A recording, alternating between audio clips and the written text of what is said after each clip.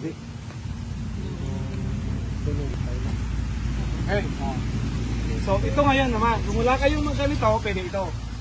Iikot yan. May ano to, may pedal na on and off ganyan.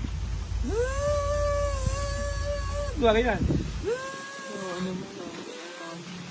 Mas mabilis ito. Pero, ang isang disadvantage nito, pag walang kuryente. Kaya importante pa rin yun. Okay? Isa pa, kapag nasobra ng ikot sa isang ngipin, pwedeng mamatay yung ngipin. Parang sa ano, sa tao.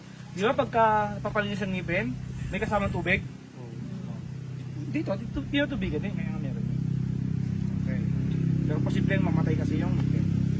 Okay? So pagkatapos mong magamit ito, gamit ka pa rin ito. Okay? So, after mo malinis, i-rinse mo siya, gamit yon. So usually yan, yung panlinis natin, kung hindi man tubig na may betadine, tubig na may chlorhexidine. Okay, so pinaka-commonly used yung disinfectant na chlorhexidine at betadine.